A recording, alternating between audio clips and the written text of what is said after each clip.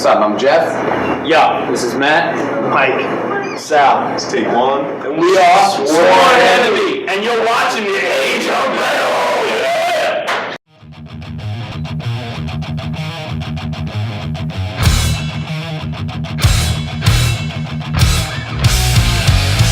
We try to repress this hate inside.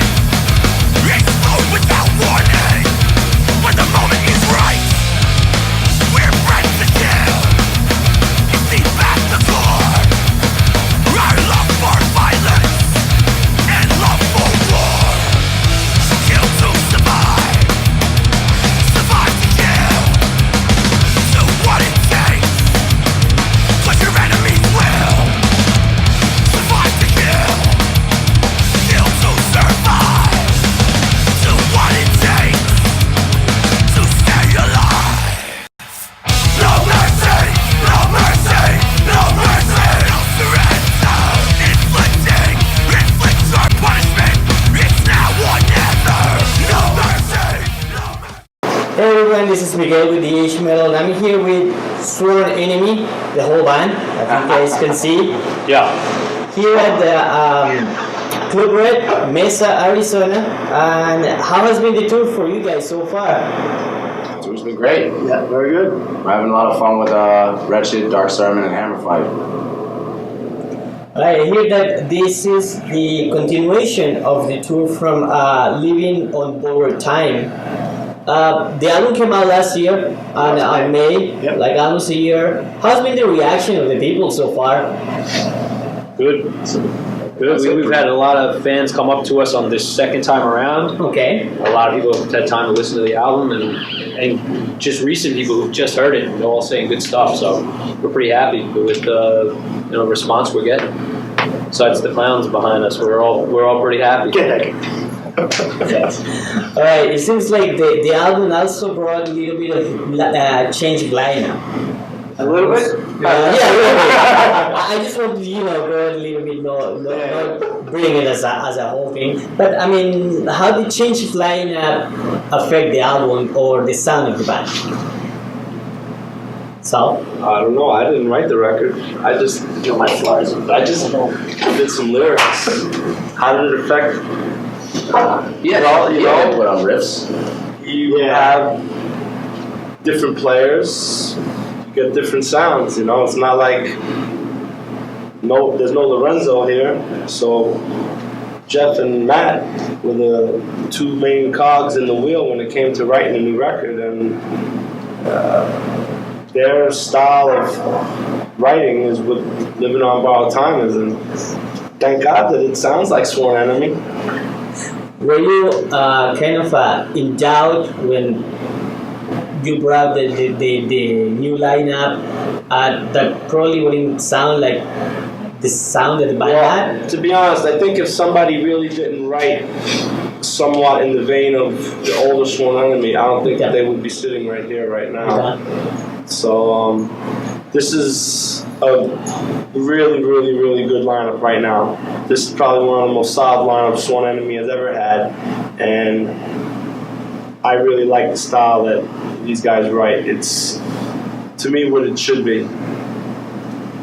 Well, it seems like you guys come from a different school. Well, the hardcore New York school, definitely, but also with a little bit of thrash metal here and there. How do you guys kind of like put that element on your kind of music? It's just influences, you know. Okay. We all grew up in the same central location, all around. Well, Jeff is from Connecticut, but still an hour out of New York, and I always came to New York for shows. right, he always comes to New York for shows, and all the bands that tour, everybody comes to New York. New York is like one of the main spots, so we got to see thrash bands, we got to see hardcore bands, we got to see metal bands, we got to see death metal. You know, when you see all these bands playing together, you take your influences, you know, all of us are Pantera fans. Okay. All of us are Exodus, Testament, Slayer fans, Sepultura. All of us love, Cro-Mags, Madball. Biohazard. When you take all these influences and you put them together, you're gonna come up with a sound like Sworn Enemy. Well, that's interesting that you name Slayer in the mix. So that's kind of like something that I was waiting. I don't know if you guys have heard the new single of Slayer that will drop last Saturday. You get. I haven't heard it yet. I heard it, but when I was listening to it, it was during a show. I was at the merch booth, and I was squeezing the headphones to try and hear it. So it doesn't really count because there was a band playing, so I couldn't really grasp. So you know what I mean? how excited are you guys about the new Slayer? And if you, like I said, you guys had the chance, what do you think about it? I'm pumped to hear it. Yeah, Gary Holt. Yeah, Gary Holt writing. I'd be pretty excited if Slayer took us on tour. Extremely excited. Yeah. Now, going back a little bit to the New York hardcore scene, and it's something that is of significance and importance. We have bands like Agnostic Front, you know, Warzone. Exactly. How you describe the moment right now of the hardcore scene in New York compared how it was before? Well, we were just pretty much at a show. We seen Madball do their 20th anniversary at the Webster Hall. At Webster Hall. Huge club, sold out show for Madball. So I gotta say, I think that the scene's doing pretty good in New York. AF just put a new record out. I mean, you know, so they're going to be hitting the streets with that pretty hard.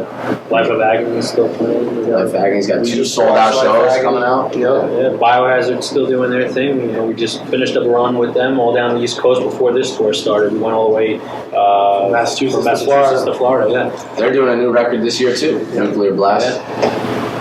From the fans' perspective, and probably the feedback that the fans get from what they feel about the band, how they describe you within the New York scene?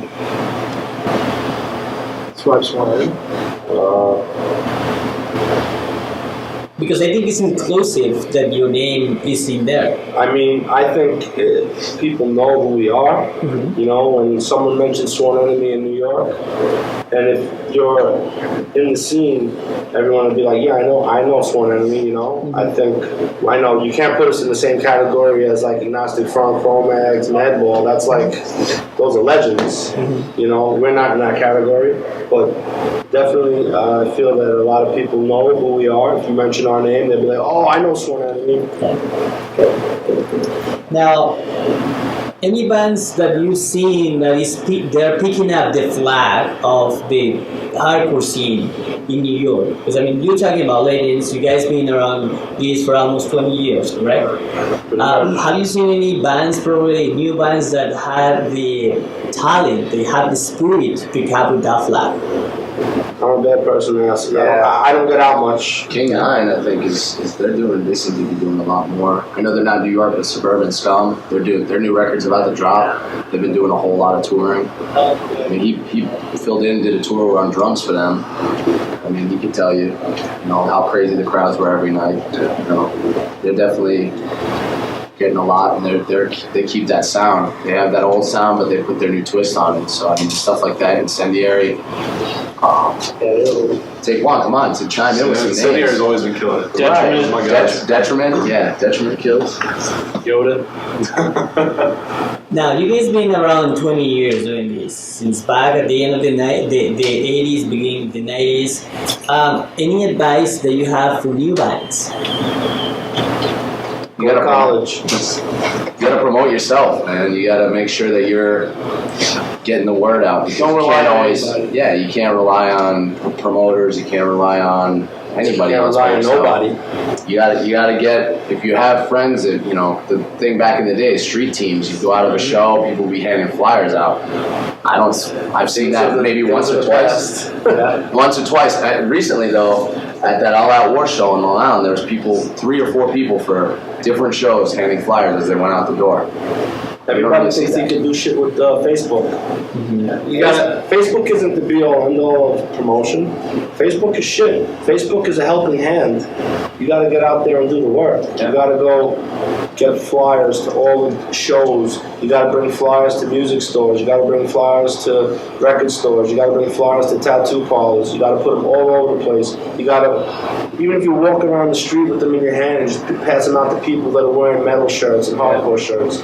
You know, that's how it used to be done. Yeah. I don't know too many people that do it like that anymore. Something physical, something you can hold and not just keep scrolling through. You know, you could send out an event on Facebook and you get 200 likes. What does that do for you? Are these people going to come out? Do you know? 200 attending means like Yeah, 200 attending actual people. Exactly. Don't mean shit. You got to get out there and do some work. You know, people don't want to do the work anymore. Everybody's lazy. They sit behind a computer. It's our society, not just in music. Everybody's lazy. Everybody's on the computer all the time.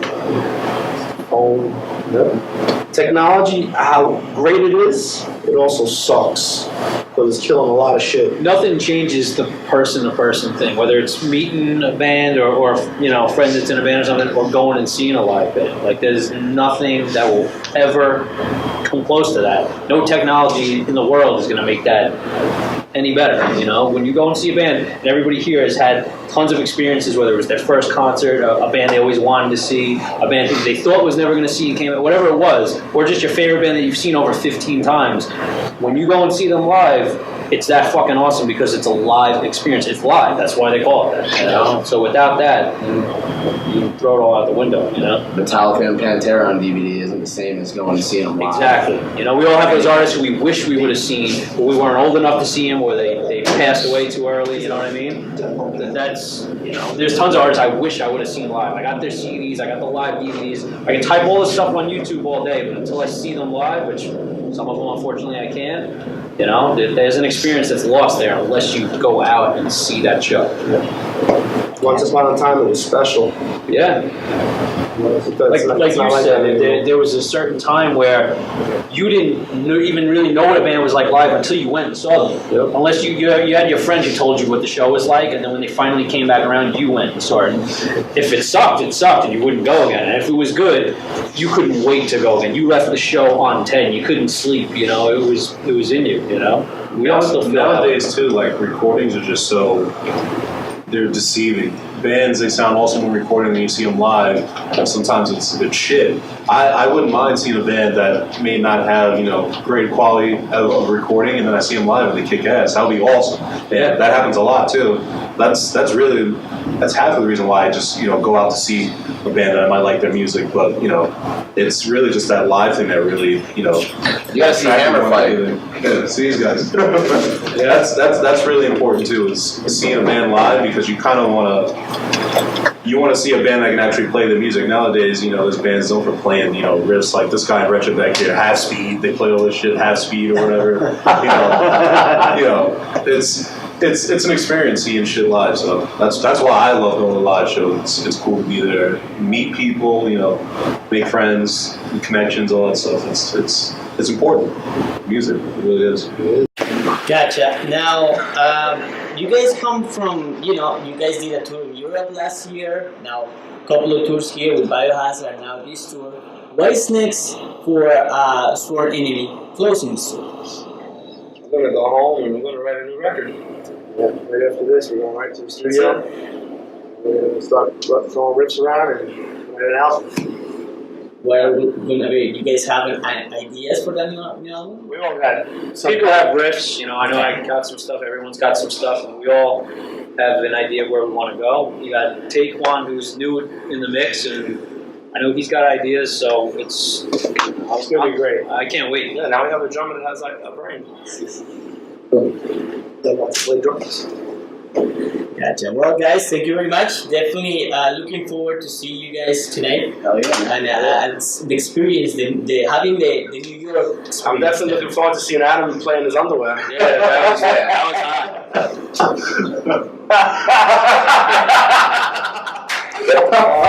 hot.